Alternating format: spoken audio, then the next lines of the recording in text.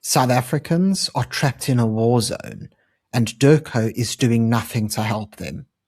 Let's discuss this urgent matter. So as the Middle East conflict continues to erupt, it's actually expanded. It's no longer just between the US, Israel, and Iran, but now we have Iran attacking all of its Gulf neighbors as well.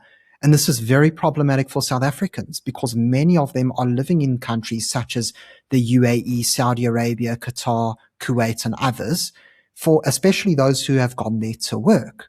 And unfortunately, while their lives are in danger, Dirco is doing nothing to help them. But before we get into it, could I please remind you to subscribe to the channel if you haven't already? It's free, and all you have to do is click on the subscribe button below.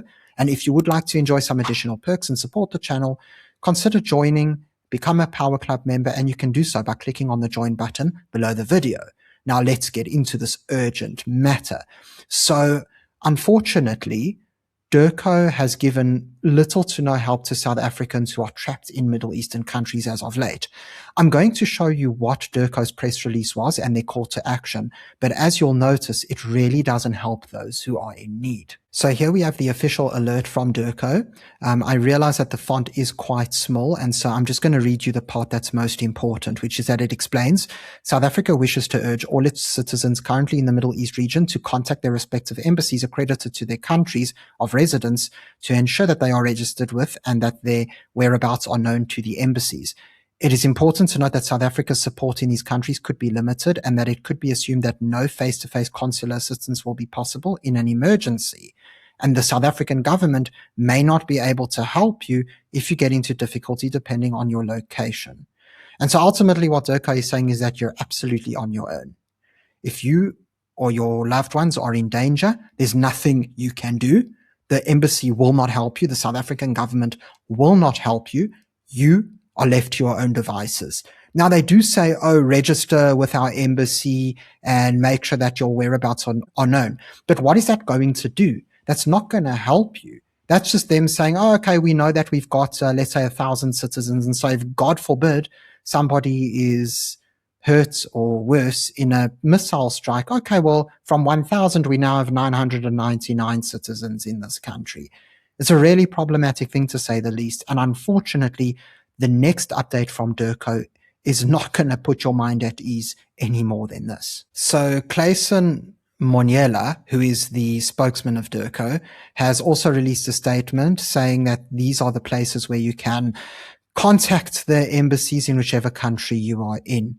Now, what's really unfortunate about this is that, yes, it provides the emergency number. The emergency number could get clogged up because many people might phone at once. And so it does provide website links. But sadly, he hasn't checked that these links actually work. I've just been to a bunch of them, and all of them give 404 errors, which mean that basically the page is not found. And this is entirely problematic because if you're trying to get through to the emergency line and a whole bunch of people are calling at once and you can't get through because of that, well, the next best step is to go to the website and see if there's any urgent information they can provide you with. But this won't be the case because the web pages don't exist. In fact, the only one which I tested that worked was the one in Tehran, and that website has not been updated since 2022. That's 4 years ago. And so utterly no help here. But let's take a look at the most recent press update from Dirco and see if they've become any more helpful. All right, so on the 4th of March, which is yesterday, well, at the time of recording, they explained that Dirco notes a significant increase in registrations by South Africans on this Travel Smart system, which is utterly useless, with over 6,400 South African citizens in the Middle East registering their presence as of 4th of March 2026. South African citizens currently in the region for non-essential travel who wish to evacuate cities and countries affected are strongly advised to use the official channels listed below. And it's the same channels that we saw in Clayson's post. We urge all citizens to note that several airlines have resumed limited commercial flights out of the region. Citizens are strongly encouraged to take immediate advantage of this opportunity. But what I see here is that, yes, you've mentioned that there's certain commercial flights, but you haven't mentioned, A, which airports they out of, because ultimately the Middle East is a massive place. How do we know which airport it's out of? How do we know if it's even an airport in the country in which every person is? That person doesn't know. And then B, you don't mention which airlines. Do these people realize how many hundreds of airlines operate out of the Middle East? And now you're supposed to go find an emergency flight that's applicable to you. This is just completely unhelpful from Dirco and shameful that they would abandon their own citizens when their lives are at stake. Now, for those of you who might think that the situation maybe isn't that dire, I'd like to show you this video. So this is a video of a South African man who is trapped in the UAE. Yes, as mense, kyk hoe val die bomme hier om ons. Dis groot moeilikheid. Bid vir ons, hoor, bid vir my. So there you have it. A missile strike just a few meters away from where he lives or where he's staying if that's a hotel. And so this is not a game. But you might be wondering, well, if Dirco is being so useless, maybe there's a reason, maybe everybody is just unable to provide assistance to their citizens. And if this is your trail of thought and you are giving Dirco the benefit of the doubt, I'm sorry to disappoint you. You see, here we have the latest security alert from the US Embassy in Jerusalem, and it actually was released this morning. And it explains here that at this moment in time, commercial flights are currently not operating out of Ben Gurion Airport, which is in Israel. Commercial flights are currently operating out of Taba, which is Arkia and TUS, those are the two airlines, and Sharm el-Sheikh, Egypt, in a limited capacity as of March the 4th. And so even though there aren't emergency flights for US citizens out of Israel, and of course the Palestinian territories as well, the US has still made sure to alert people that they can cross the border into Jordan and Egypt, and that not only have they explained which airports are providing flights, but they've even given the airlines so that you yourself have a head start and you can make your travel plans as needed. They then explain how it's possible to depart by land, and here it explains the Israeli Ministry of Tourism has begun operating shuttles to the Taba border crossing. These shuttles are only for tourists, and to be added to the passenger list for a shuttle, you must go to the Ministry of Tourism website. And then what's also very interesting is that they give you details explaining what will happen. So as you get there, you'll need a visa on arrival, and it costs $30. And so they prepare their citizens to know what's in store in order to limit the anxiety that they have, because ultimately they're in a very distressing situation and they need all the help they can get.